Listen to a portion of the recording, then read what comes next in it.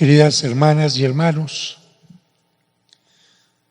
Dios me ha permitido escribir hasta ahora más de 10 libros, pero el primero fue uno de cuentos a través de los cuales trato de invitar a alguna reflexión. Y para escribirlos solo tuve que basarme en experiencias vividas o, fíjense bien, en los objetos de uso cotidiano que han estado cerca de mí. Y para que vean cómo se puede escribir fácilmente basándose en estos objetos cotidianos para producir una reflexión en quien escucha el cuento, les comparto este breve cuento que escribí que se llama Desamores. Así va. Desgraciado, insolente, malagradecido, gritó. Después de tanto tiempo, en un momento se terminaba todo. Ella sabía que los hombres eran desgraciados, pero nunca pensó que ella sería la víctima. ¿Cómo pensarlo? Se había compartido con él tantas cosas. Solo ella le vio llorar, guardó sus secretos, le aconsejó en sus dudas y le dio tranquilidad con el primer beso matinal.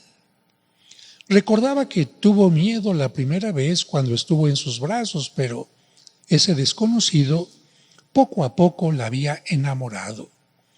Desde aquella primera noche, cuando la conoció virgen, permitió que él hiciera con ella cuanto quiso. No obstante, todas las noches estuvo junto a él en sueños e insomnios. También sabía que tenía amantes, pero nunca dijo nada. Nunca le reprochó por las noches cuando lo esperó y él no llegó a dormir. Ciertamente había pasado el tiempo y ella ya no lucía como antes. Su cuerpo había perdido fuerza, las arrugas indicaban su edad, pero cuánto lo amaba. Él, en cambio, se había aprovechado de sus mejores momentos y poco a poco la hizo a un lado, hasta que un día el insolente se atrevió a llegar a casa con otra, más joven, con un cuerpo fenomenal y contra todo respeto le hizo compartir la cama. Pronto llegó el desenlace final. La joven sería su nueva compañera. Mientras los nuevos amantes se besaban, el amanecer encontró muda en una esquina a la fiel pero vieja amante, quien esa mañana sería echada de la casa para siempre. Cerca de la puerta, trémula y triste, esperaba el camión que la alejaría para siempre del amado. Quienes la vieron por última vez dicen que, aunque ya no tenía fuerza y su rostro estaba lleno de manchas y arrugas, ella sonreía por todo el bien que había hecho.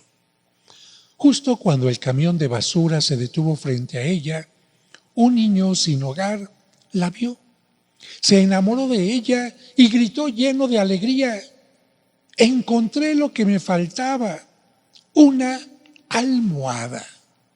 Sí, este cuento está hablando de una almohada que comparte muchas noches con nosotros, que un día la recibimos totalmente nueva, pero que con el paso del tiempo se va arrugando.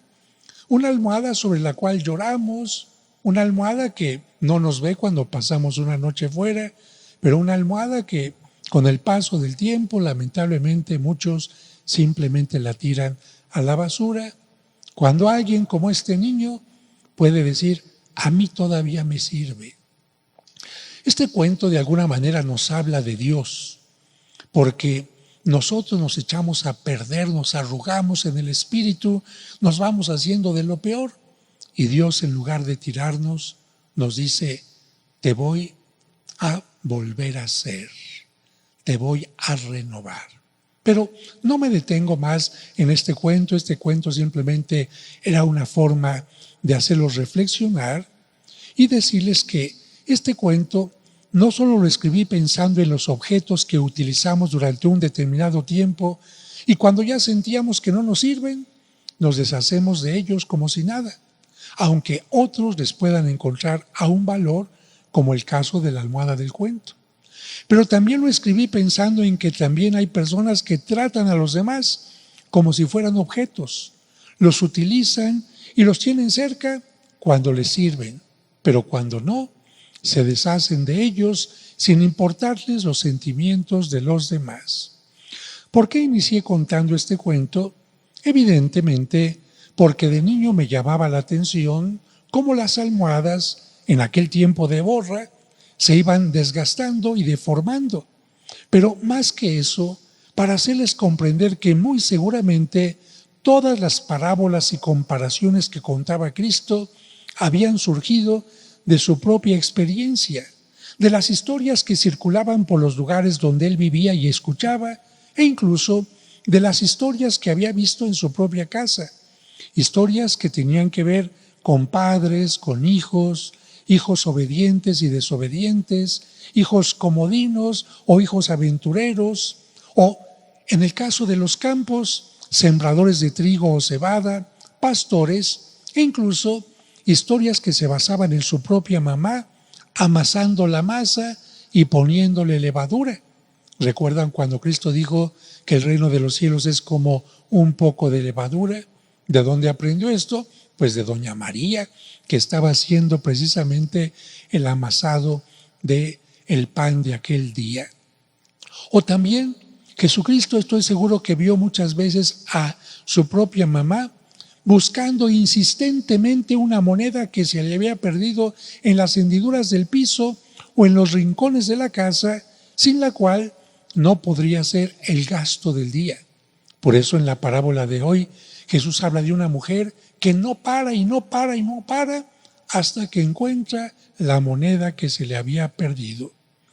Pero en la predicación de Cristo, lo importante no eran los personajes, las ovejas, la semilla o las monedas, sino el mensaje que podía dar a través de las parábolas. Era un magnífico pedagogo que a través de historias sencillas y comprensibles para todos, hablaba de los valores del Evangelio y sobre todo de cómo nos ama Dios. Nadie puede dudar que la protagonista en las lecturas de este domingo es la misericordia de Dios. Como dice constantemente el Papa Francisco, Dios nunca se cansa de perdonar.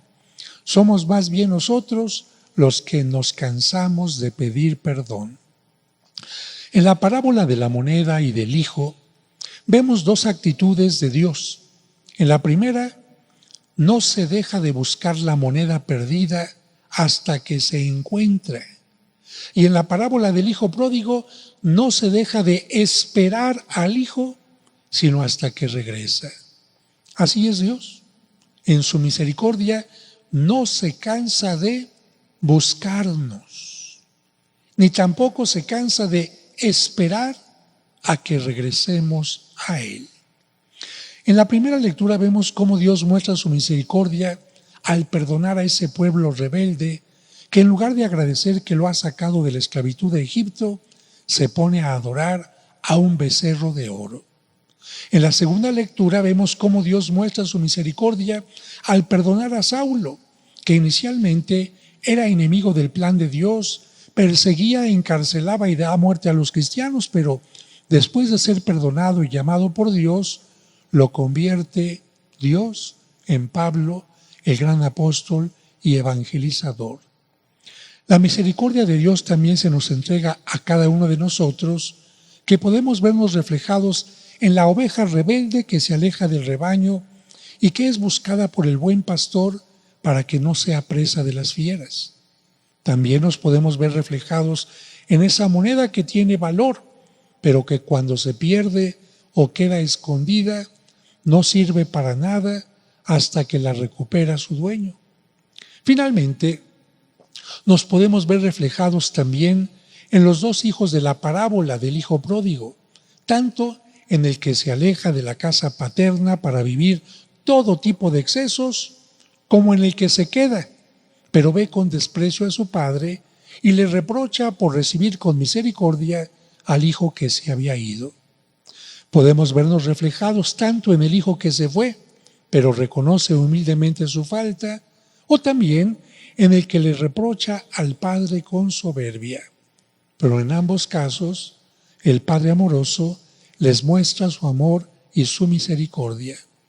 Por lo tanto, en este día en que Cristo quiere darles una lección a los que dicen que convive con pecadores, Cristo les quiere decir sí, porque Dios también busca al pecador.